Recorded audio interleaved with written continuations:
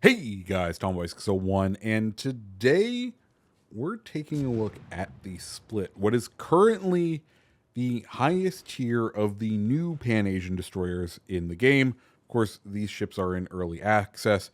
As always with the early access ships, it's never really worth it to go out there and purchase out the bundles in order to try to get them into early access. They will be freely available to grind next update, so just sit, wait, and enjoy.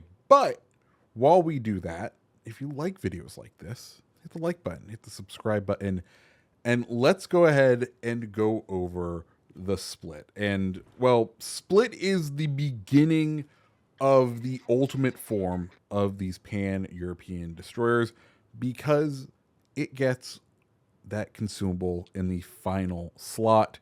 It gets the radar. And the radar is an incredibly powerful consumable with these ships, and they make them just absolutely incredible. Now, the build we are running with these ships is going to be Jersey Swirsky. I run Victor Mordoff in Sims. If you don't have Mordiff, you can run Do Fournette. You're going to probably make up just about as much of the HE DPM. I like the reload over the full HE boost to the DPM, but really that's dealer's choice. I just have a better percentage on Mordiff than I do Fournette. Then with Swirsky, we're running Observant Rage, Mortar, Twist and Track, and his unique skill, Fox Flare. And this is what makes these ships so deadly at the tier. Now, unfortunately, in the game that I'm showing off, we don't get to do the perfect combo. So I'm going to go ahead and cut over to a clip from a different game because what Fox Flare does is just mind-blowing. So as you can see, we're spotted. We go ahead and pop our radar. Now what Fox Flare does is it matches your radar's duration to the duration of how long your smoke screen is dispensing for. So as you can see, we ran it down to a little bit and then we hit our smoke, and now our radar and smoke are aligned, and we are now able to shoot this Hayate from total concealment, and well, he can't really do anything about it. And that is what Fox Flare is all about right there. So just understand that is what you can do with the tier 7, with the tier 8, and what I assume to be will be the legendary tier. And that is very powerful because it means that you're able to sort of flip these engagements when you need to. And that's important because right now, kind of concealment is king. And this is making it so that you're able to kind of turn that concealment on someone else, right? You have what is already a decent concealment for a gunboat. We're at 6 kilometers here. That's kind of what my Fletchers are at with my Victor Mordiff builds over there. So I'm very used to a gunboat being this detectable.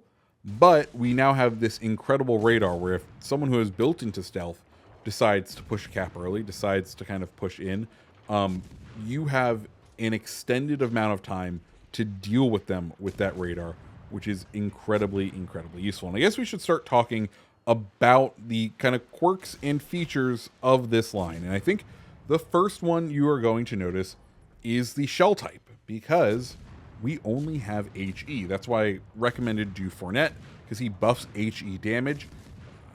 And if you only can fire HE, you're always just going to kind of get that base buff to from Do Fournette. So I think they pair really well, but because you don't have AP, you're kind of stuck with HE, which can be useful. You know, it's kind of what you would fire most of the time, so you don't really end up feeling the effects of it very much, except for when you get like broadside battleships that you would usually be able to get the AP up in the superstructure. But overall, I think it's pretty decent. Your fire chances, we've got 10% in on our current build, which is pretty good. You're getting a decent amount of fires for down at tier 7 as a DD. You can see our rate of fire is very good, 2.9 second reload out of the 140 millimeter guns. So that's the first kind of quirk of this line. The second quirk, as we kind of alluded to earlier, is concealment overall. These ships don't have the best concealment.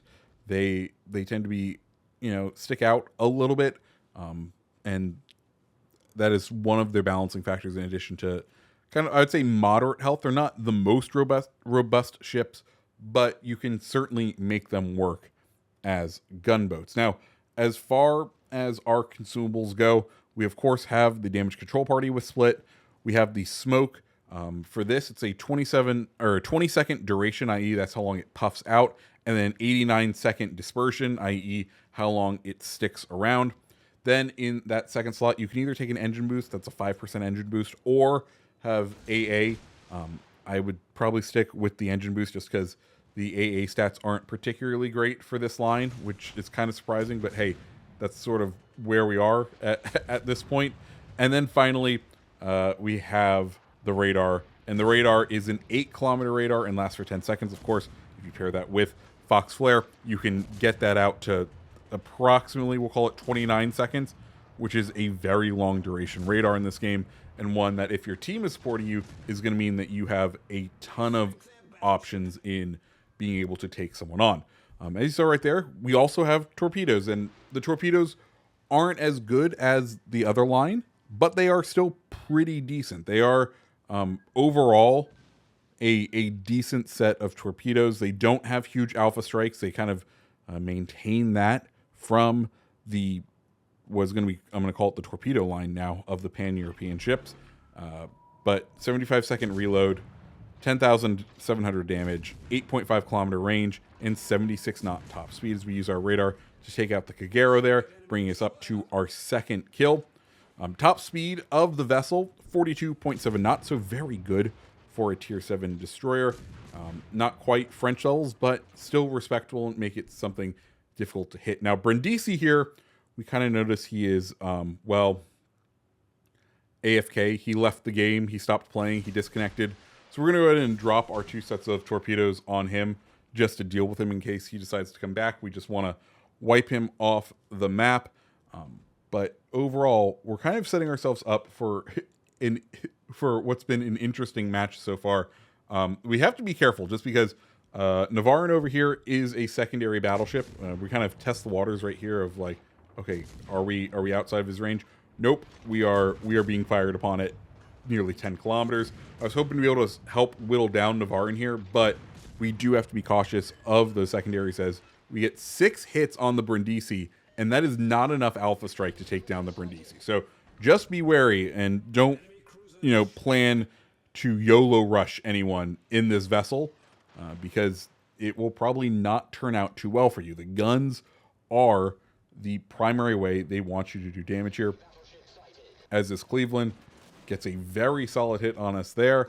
Of course, we've kind of eliminated the enemy team's destroyers at this point, so we're looking for where we can do damage. Cleveland, we can see, is now concentrating on someone else, so we're going to go ahead, open up on him, try to whittle him down. The HE is decent. It'll do decent on light cruisers. It's just a matter of picking your moment because he can do so much to us as we pop our final smoke here and start to take the center ring because, of course, this is epicenter. We've been trying to play the objective, and, of course, that was our 4th kill here.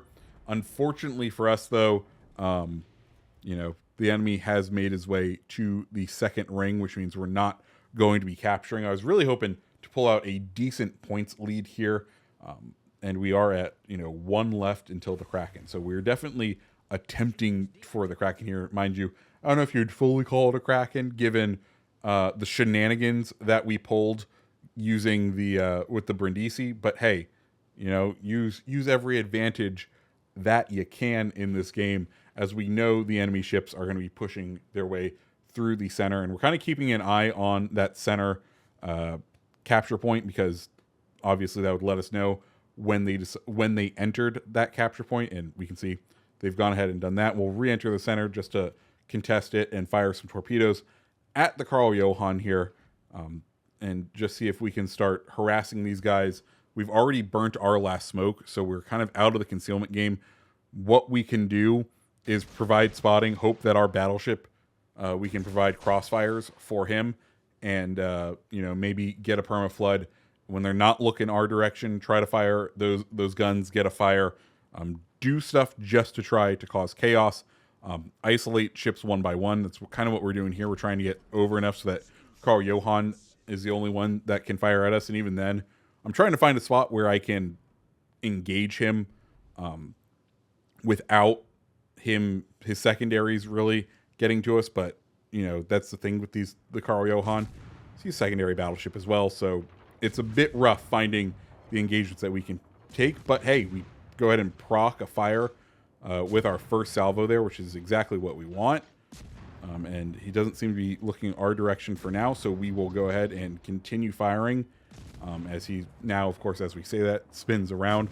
There's also a Zerlane Baltimore in the game, and he looks like he's happy to stare down our, is it Narvin? Yeah, or Narvin? Navarin. There we go. Navarin. That's the other enemy ship. Or that's what our friendly has, and also I think we have one of those in the game as well.